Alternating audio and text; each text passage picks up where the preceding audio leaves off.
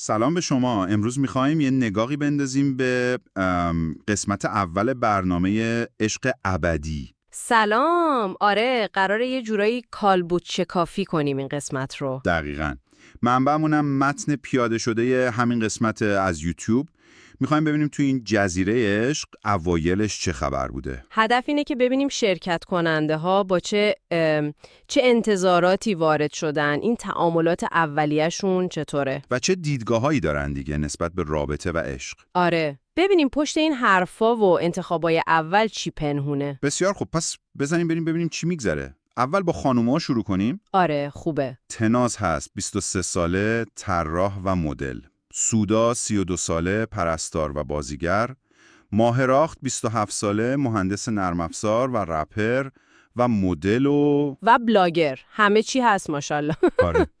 زهرا 27 ساله، دانشجوی ارشد طراحی لباس و مدل و نگار 29 ساله، دستیار دندانپزشک و مدل. خب، انگیزه هاشون هم جالبه گفتی. یکی دنبال معنای زندگی، یکی تجربه. یکی هم که خیلی با اعتماد به نفس میگه خوش‌تیپ ترین پسر جزیره مال منه. آره، و خب همون اول بحث انتظارات داغ میشه. جالبه، تناز میگه دنبال یه آدمیه که مرد باشه، یه شیطونتی هم داشته باشه. یعنی چی دقیقاً مرد باشه؟ شاید یه جور قاطعیت؟ احتمالاً. در مقابل ماهرا یعنی خیلی مشخص میگه کسی رو میخواد که تو حوزه کاری خودش باشه. رپ. و حتی تهدید میکنه که اگه طرف رپ دوست نداشته باشه ولش میکنه. خیلی جدی روی موضوع. نگارم ببین از همون اول خط کشیش رو میکنه روی استقلال و پیشرفتش. نمیخواد کسی مانعش بشه. این تأکید ماهراخ رو شغل مشترک جالبه ها. انگار فقط دنبال شریک عاطفی نیست، یه همکارم میخواد. یه جورایی آره. خب بحث ظاهر چی؟ اونم که همیشه داغه. آره، یکی مثل سودا اول میگه نه قیافه مهم نیست، ولی بعدش ولی بعد میگه باید قدش بلندتر یا همقد باشه. دقیقاً. زهرا هم که دیگه رک و پوسکنده میگه بور و چشم روشن میخوام. اگه مشکی باشه آپشناش باید خیلی خفن باشه. انگار واقعا لیست دستشه. این تناقض جالبه، یعنی اول کلیگویی میکنن بعد میرن تو جزئیات خیلی خاص ظاهری. شاید فشار انتخاب سریعه. ممکنه. انگار ظاهر یه چیز دمدستی تره برای فیلتر اولیه. ماهره هم که صریح میگه چهره مهمه براش.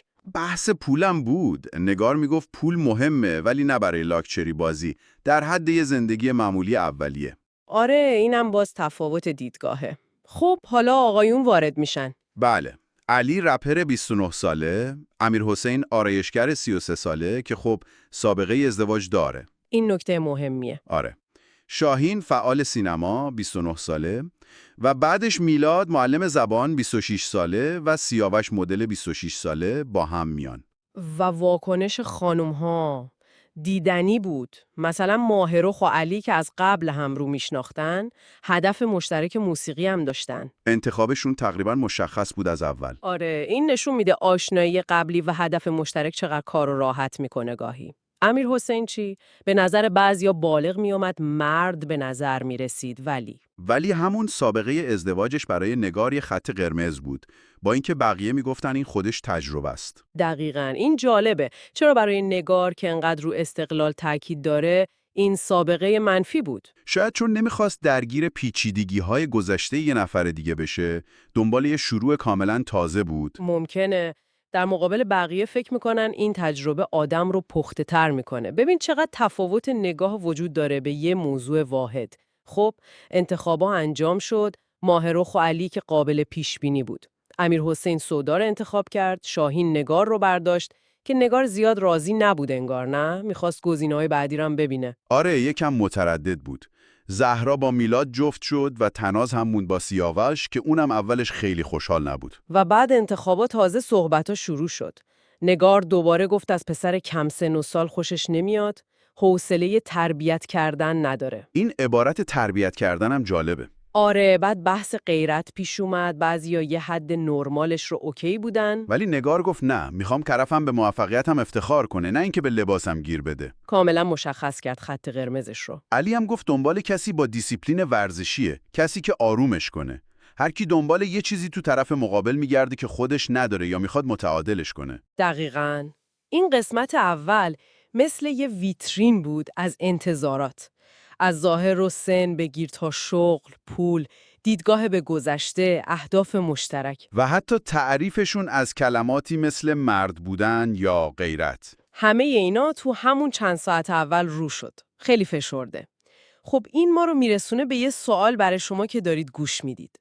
وقتی یه جستجو برای عشق ابدی با این حجم از انتظارات ریز و درشت و گاهی متضاد شروع میشه، چقدر فکر میکنید این پیش‌فرض‌ها واقعاً مسیر رابطه رو مشخص میکنن؟